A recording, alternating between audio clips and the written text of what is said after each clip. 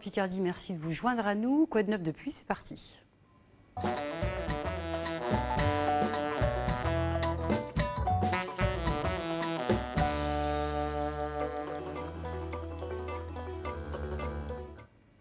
Ce soir, nous revenons sur la fermeture du musée de la brosserie à Saint-Félix il y a un an. Il racontait la mémoire de tout un savoir-faire né dans l'Oise avec la révolution industrielle. Le moulin musée des brosseries de Saint-Félix est un musée qui perpétue la tradition de la brosse, situé dans un lieu emblématique, la vallée du Terrain dans l'Oise, berceau de la brosserie française. C'est d'ailleurs dans ce département qu'est née la première brosse à dents en 1814. Alors, restauration Moulin Saint-Félix, faut-il sauvegarder le patrimoine?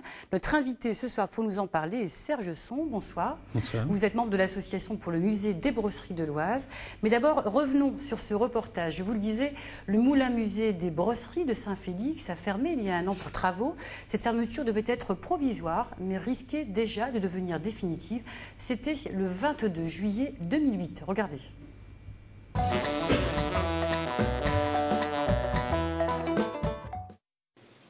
Le cœur du musée s'est arrêté de battre en septembre dernier.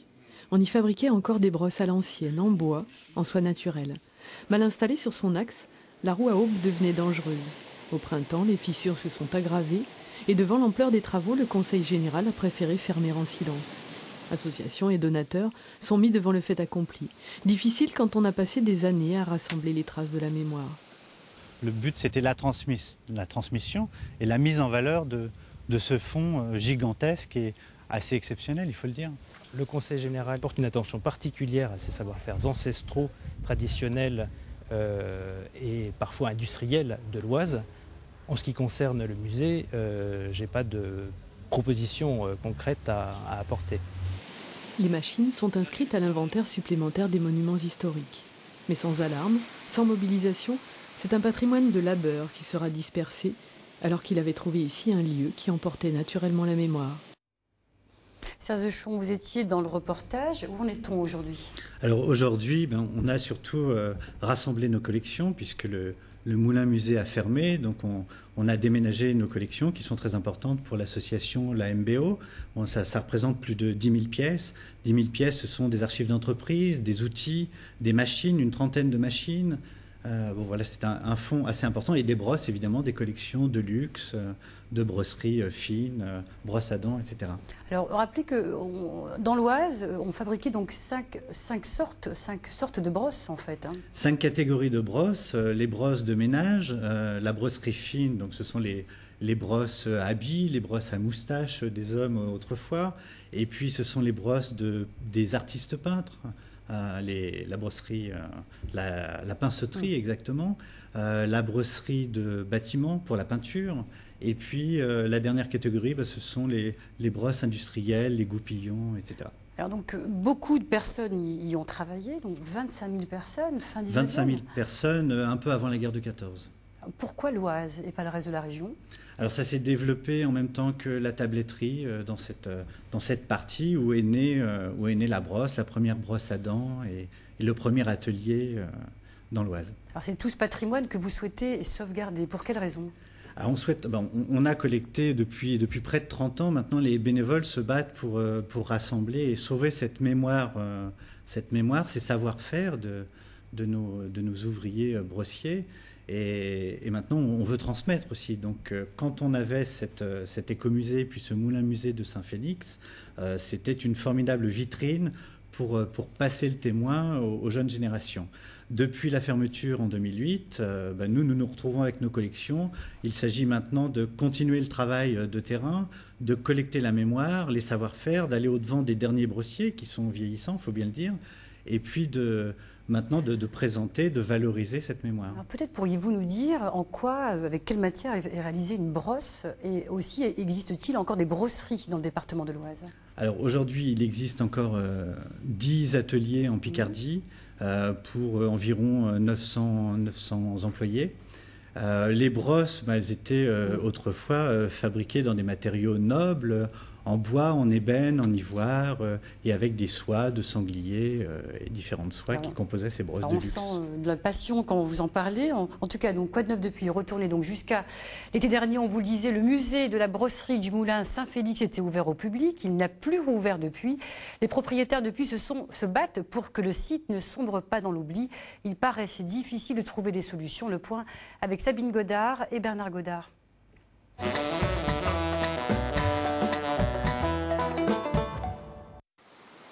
Alain Audemars est propriétaire d'une perle rare. Rare mais fragile, le moulin de Saint-Félix.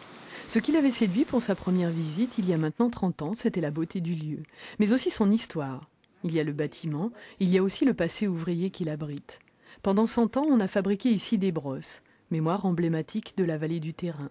Un lieu si parfait pour comprendre l'industrie de la brosserie qu'Alain Audemars avait loué le moulin au comité départemental du tourisme qui a fait vivre ici avec succès un musée vivant pendant près de 15 années. Ça, en fait, c'est pas vraiment un musée. Moi, le terme musée m'a jamais séduit de trop. Ce serait plus écomusée déjà, je dirais à la base. Mais en vérité, c'est pas un musée parce que rien n'a été reconstitué. C'est-à-dire que c'était la partie vivante correspondait à une usine arrêtée, en l'occurrence en 1978, mais qui, compte tenu de l'âge de son propriétaire, en vérité est arrêtée en 1950, quoi. Pièce maîtresse du moulin, la roue à aube. C'était elle qui faisait tourner toutes les machines grâce à une vis sans fin et le principe de la force centrifuge. Dans ce musée exceptionnel, on fabriquait encore il y a 2 ans de vraies brosses sur de vraies machines, comme autrefois. Et puis, catastrophe, la toiture s'est affaissée. La roue ne pouvait plus tourner. Le comité du tourisme a fermé le musée.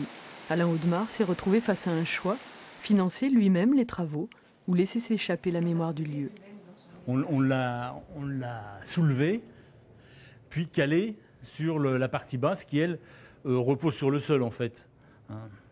Donc l'arbre aujourd'hui de la roue, il est libre par rapport à cet engrenage. Et donc il faudra qu'on remette tout ça en place avant que toute la mécanique ne retourne. Pour ne pas porter la charge des travaux, le département a préféré fermer le musée et quitter les lieux. Une partie du bâtiment et des machines sont inscrits à l'inventaire des monuments historiques. Alain Audemars espère trouver une solution pour ouvrir un jour à nouveau au public. Je ne sais pas si je vais pouvoir porter ça très très très longtemps. Et puis, il me semble que l'issue, c'est que ce soit réouvert au public, en sachant qu'une ouverture même raisonnée, je dirais, au groupe, etc., pensant forcément une ouverture tous les jours, à toute heure, etc., me semble plus qu'utile. Mais il faut savoir que c'est pas toujours d'une rentabilité, si on peut appeler ça comme ça, évidente, quoi. Pour l'heure, pour les lieux en tout cas, rien n'est perdu. On a toujours, en passant la porte du moulin, cet étrange sentiment de rentrer dans l'histoire. Comme si les ouvriers venaient tout juste de partir déjeuner, laissant leur ouvrage en attente. Manque juste l'odeur si particulière que dégageait le moulin quand on y polissait encore des brosses. Serge Son, vous n'occupez plus avec votre association donc ce musée Moulin. C'est terminé, votre histoire commune, on va dire. L'histoire commune semble terminée depuis que le Conseil général a fermé la porte. Donc maintenant, nous continuons, nous, à préserver nos collections. Et effectivement, même s'il y a un lien très fort avec Saint-Félix et avec les propriétaires et M. Audemars, nous devons, nous, sauver ces collections, les valoriser et à nouveau les communiquer au public. Dans un premier temps, il semble que Saint-Félix, ce soit déjà une autre histoire. Alors pour quelle raison le Conseil général n'a pas souhaité financer davantage, en tout cas la restauration de ce moulin ? Il semblait que les financements étaient très importants et ils n'ont pas souhaité poursuivre l'aventure qui était entamée depuis 1994. En tout cas, votre association, le Conseil général, continue à la financer. C'est important de le dire. Voilà, ça c'est important, effectivement. Nous sommes soutenus par le Conseil